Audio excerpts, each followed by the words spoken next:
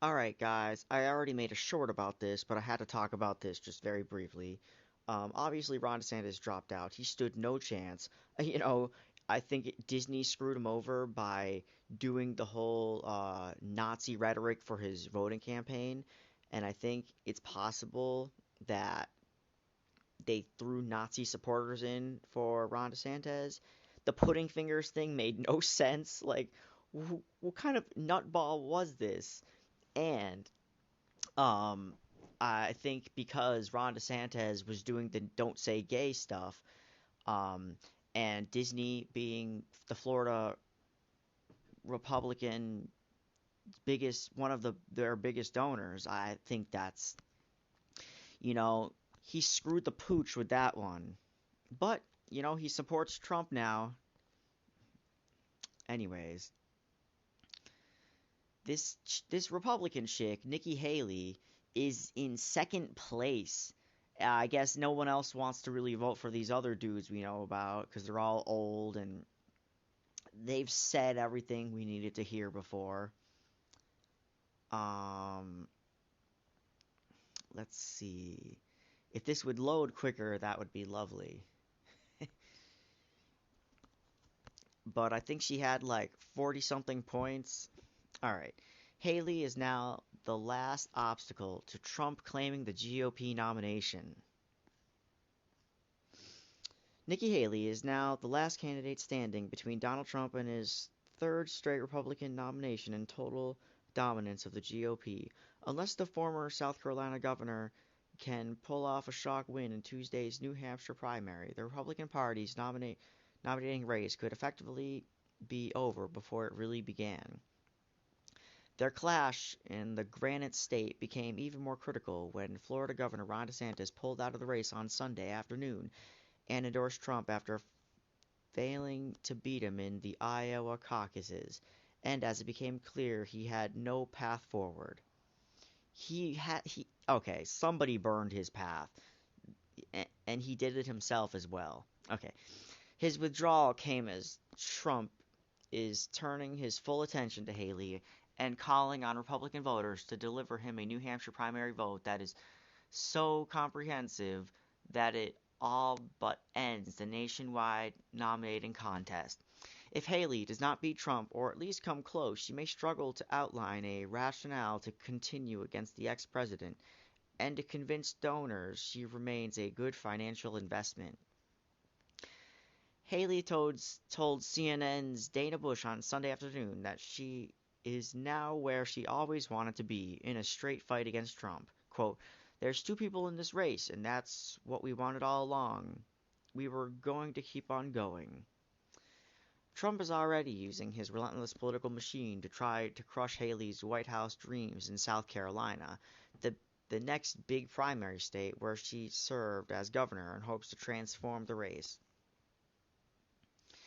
The former president, who is leading Haley in New Hampshire by 11 points, and I'm not sure if it's gone higher than that, probably, in a new CNN poll published Sunday, is on a roll following his romp in a Iowa caucuses last week.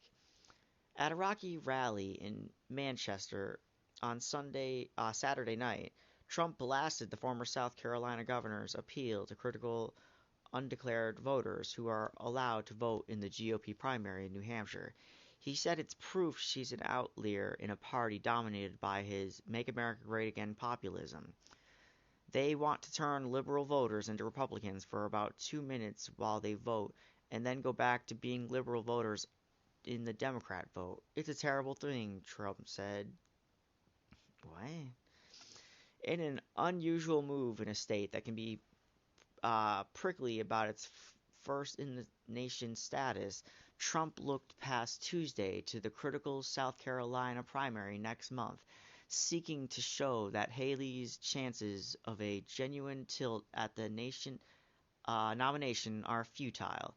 He turned frigid New Hampshire into an outpost of balmy southern state, where Haley won 2 terms as governor, but that is now a MAGA bastion, calling GOP leaders, including the current governor and lieutenant governor, on stage to endorse him and to slam her as a Democrat in disguise.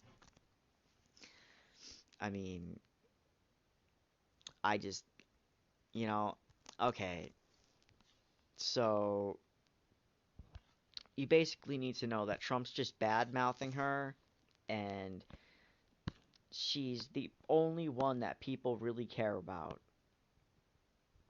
Um, in a CNN poll conducted by University of New Hampshire, Trump has extended his lead with 50% votes support among likely GOP voters, while Haley stands at 39%. Desantis stood at 6%. Well, why even mention that? Jeez. Tuesday's race will be watched for how that small sector of the electorate could impact the race between Haley and Trump. All right.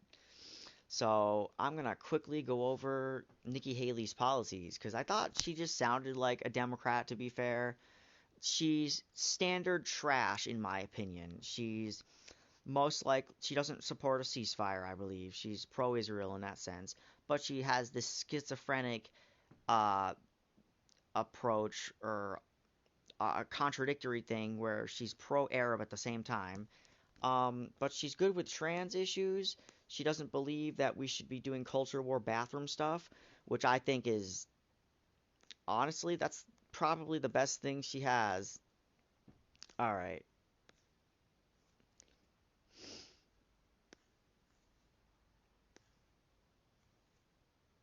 Oh, okay. So this is pretty crazy. So I think she's not very good on race issues. She's good with freedom of speech, I guess. This would be considered a freedom of speech thing that she kind of advocated for. But uh, I guess in terms of until it got so bad that she had to take it down. So she's good optically, I guess. Okay. The gubernatorial policies. Upon becoming governor, Haley appointed Bobby Hitt as the state's Secretary of Commerce. In her State of the State address and other speeches, she touted South Carolina's economic growth and low unemployment rate and urged businesses to move to the state based on low cost of doing business, quote, a royal willing workforce, end quote, and South Carolina's status as one of the lowest union participation states in uh, the country. Before June 2015, Haley supported flying the Confederate flag on the State House grounds. In the immediate aftermath of the Charleston church shooting, Haley did not take a position on removing the flag, saying, "Oh, okay, I thought she did remove it. Okay, so she's still bad on this position." So I don't know how people are calling her a Democrat. This is crazy. This is pure infighting, so don't believe that. All right. Saying, I think the state will start talking about that again, and we'll see where it goes. On June 22nd, Haley called for the removal. Okay. For the removal of the Confederate flag from the State House grounds, she stated, "These grounds, the state capitol, are a place that everybody should feel a part of. What I realize now more than ever is people were driven by and felt hurt and pain. No one should feel pain." Haley also said, "There is a place for that flag," but she added, "It's not a place that represents all people in South Carolina." Uh, where is the place for this flag? What a weird statement to make. Like, at least say put it in a museum and be cliche like Trump or something. Jeez. Alright. That's pretty, alright. That's actually surprising because I don't remember that last bit where she finally removed it but said it belongs somewhere else. Like, just gonna move this priest around essentially. Alright. Maybe not on that level since the flag isn't doing any harm, I suppose. Oh, on Comments on proposed Muslim ban. On March 15th, 2017, Haley said she would not support a ban on Muslim immigration to the United States should Trump choose to enact one. However, Haley argued that Trump's proposal was not a Muslim ban. She insisted she would never support a Muslim ban, arguing it would be un-American. Haley stated, "I don't think we should ever ban anyone based on their religion." Haley affirmed this stance by claiming Trump said, "Let's temporarily pause, and you prove to me that the vetting is okay, that I can trust these people coming through for the American people." Alright, so that's pretty weird, and I'm pretty sure the thing with North Korea, oh my god. I should really be talking about Kim Jong Un. He has been trying to has launched stuff, but he has the intercontinental missile, but I believe he does not have the propulsion to launch it, or the stand, or whatever it's called. So, he's literally halfway there. Um, okay, North Korea. Haley said that the U.S. military could be deployed in response to any further North Korea missile test or uses of nuclear missiles that she believed Kim Jong-un understood this due to pressure by both U.S. and China. On May 14, 2017, after North Korea performed a ballistic missile test, Haley said Kim was in a state of paranoia after feeling pressure from the U.S. On June 2nd, 2017, after the UN Secretary Council approved a resolution adding 15 North Koreans and 4 entities linked to North Korea's nuclear and missile programs to a sanctions blacklist. Haley said that the Council's vote was sending a clear message to North Korea today: stop firing ballistic missiles or face the consequences. That's a pretty strong stance, obviously. Again, this is like pro-military, I'm ready to punch you in the face. I don't see how people are saying this is democratic at all. I mean, I'm pretty sure Democrats are pro-war, but they're not represented as that. So, alright. On July 5th, 2017, during a UN Secretary Council meeting in response to North Korea launching an intercontinental ballistic missile, Haley announced the U.S. would, within days before the Security Council, a resolution that raises the international response in a way that is proportionate to North Korea's new escalation. The following month, the UN Secretary Council unanimously approved sanctions on North Korea's banning exports worth over $1 billion. Haley said that the sanctions package was the single largest ever leveled against the North Korean regime. Alright. So that's good to know, I guess. Except, even missiles that missed would still have a response proportional. So the US would just be sending nuclear missiles into the ocean? Or is it based on intent? Like, because proportion doesn't necessarily mean intent. Like, you're going by substance, not like what somebody had in mind necessarily. Alright.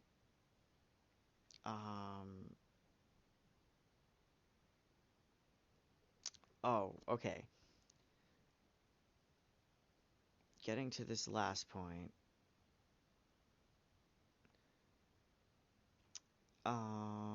Sorry about that.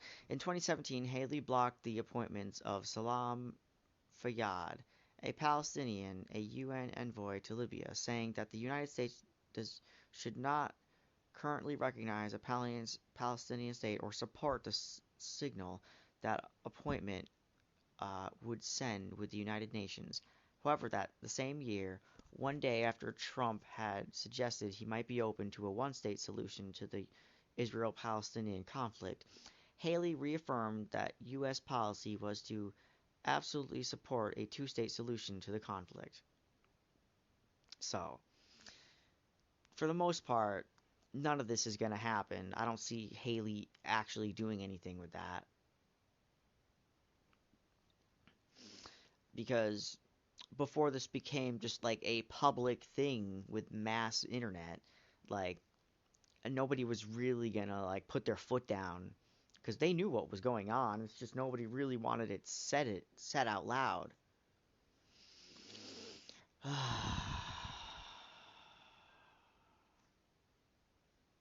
right. Okay, so her opinions on China's genocide on the Uyghur Muslims. In October 2018, Haley raised the issue of China's re-education camps and human rights abuses against the Uyghur Muslims minority. She said that at least a million Uyghur and other Muslim minorities have been imprisoned in so-called re-education camps in western China, and detainees are tortured, forced to renounce their religion, and to pledge allegiance to the Communist Party. Straight up, she doesn't really have to say much to that. So she has a lot of empathy, I think. She's pretty stupid with I don't know if she's that great with the Israel-Palestine thing, but where the heck? Oh my God. Hold on, I'm sorry, guys.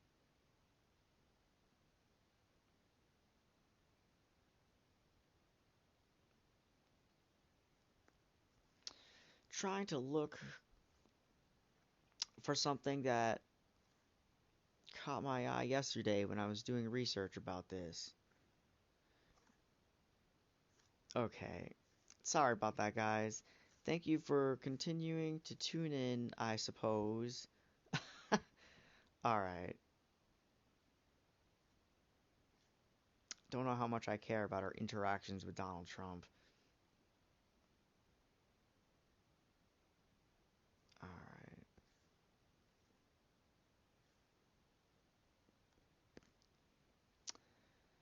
Alright. I'm actually curious about environment and energy, to be fair. I feel like she won't really have a totally nuanced take, at least to my expectations. Alright. Haley has acknowledged that climate change is caused by human activity but has rejected policies to decrease greenhouse gas emissions. She has pledged, if elected, to again withdraw the U.S. from the Paris Agreement, revoke regulations restricting fossil fuel production, and curtailing pollution from power plants and vehicles, and eliminating renewable energy subsidies. She criticized the Biden administration's decision to allocate funds appropriated by the bipartisan infrastructure deal to create a national electric vehicle charging network. Okay, so obviously, electric vehicle factories are polluting. Uh, to create them, there's like some emissions that go into that. And people like to say, well, this is where we get our resources from still like polluting the atmosphere and utilizing like poor people to dig up things in mines for our resources. Anyways, despite that, I think her stance on environment and energy is like again what I said is totally status quo, standard garbage. Because what she what she is implying here is that she would be okay with most likely population control. Because if it's not the industry's fault, she's blaming humans. So that's the most devastating thing next to um, potentially her Israel Palestine takes. Like that would just be global. Okay.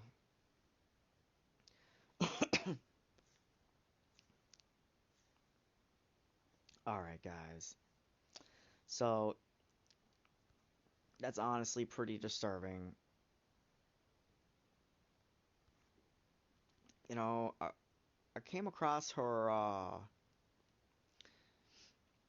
LGBT takes, which I'm pretty sure she's okay with.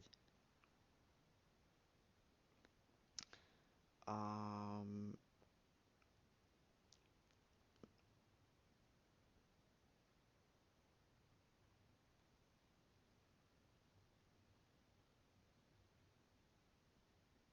Okay, so I'm pretty sure when I did research on this, Haley is actually anti-culture war for the most part. So that's good. That's actually great because I'm sick of hearing about like wokeness in terms of trans people.